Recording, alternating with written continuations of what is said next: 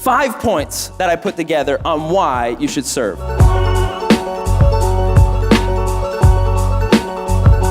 You were designed to serve. God made you the way he made you so that you would be the ultimate serving machine.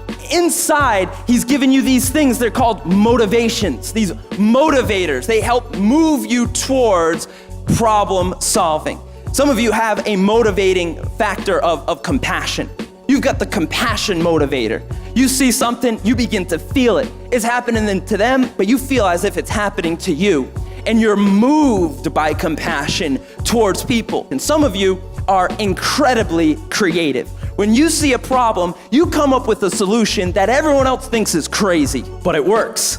That's creativity. God put that in you. He gave you that vivid imagination. He gave you those dreams. He's given you those ideas. Why? So that you can begin to serve in a more unique way than maybe other people could serve.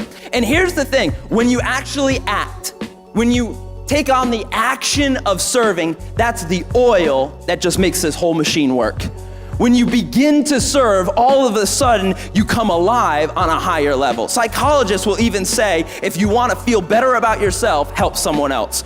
There is just something on the inside of you that as you give out, there's more that you find to give. In a time where everyone's shouting about what's wrong with society, I've never really seen that change anything, but I have seen serving shift society. Listen, last year, we gave away 1,000 turkeys to families in need at Thanksgiving, and people were weeping in the hallways. I'm telling you, they would never hear my sermon, but that turkey preached a better sermon to them than I've ever preached with the microphone. You're loved, you're cared for. God's gonna take care of you.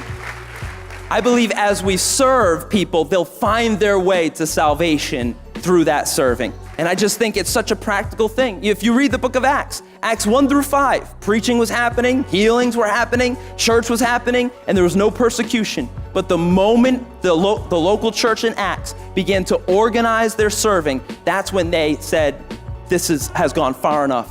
And who did they grab? Who did the religious leaders grab to interrogate? Not Paul, not Peter.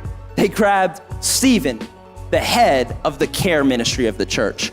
Caring is that powerful. It changes the community that much that the evil spirits begin to get riled up, not so much when we preach, but when we serve. It makes you more. God can do so much more with you if you will just give your availability to him. He'll give you a better mindset. He'll give you a better approach to life. Our attitude is this: we get to do this. God has opened this door because he loves you, he's for you. He doesn't look at your past to determine your future. He says, I've been waiting for you to come home and I've got something for you to do. We say this: whatever, wherever, whenever. We are gonna show up and we're gonna make it happen. Whatever needs to be done, I'm the person that can make it happen. This is our heart. Not self-centered, but this: we're better together. We're better as a team. God can make more of me if I submit myself to him. He brings me around other people, and all of a sudden things begin to change. For this, I'd like to invite the A-Team director, Juliuss, up. Come on, let's give it up for Juliuss. Juliuss, I was thinking we'd just take a moment here. Can you talk a little bit about how serving has changed your life, impacted your life? Really quick, how I began serving, I was doing everything else different. I wasn't in church really that much. I visited, partied a lot, I drank a lot. I was pretty much ruining my life.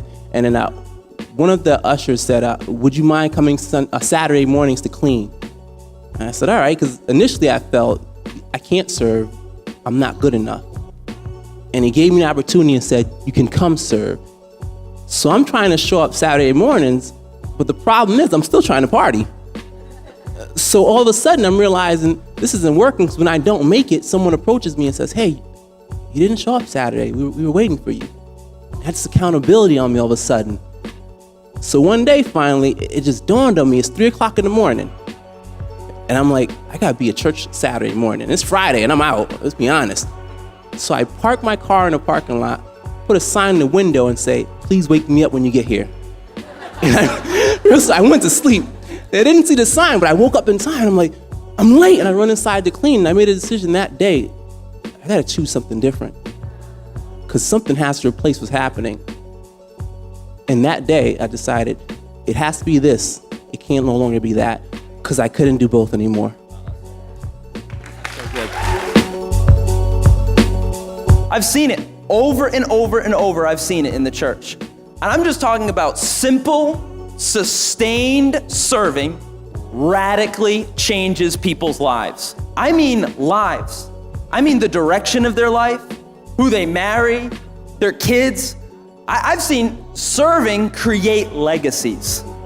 And there's so many stories I could tell you kind of from this, but one in particular struck me is this young man that he came into our youth ministry and got radically saved, just in a youth group, and he said, hey, I'll do whatever you need.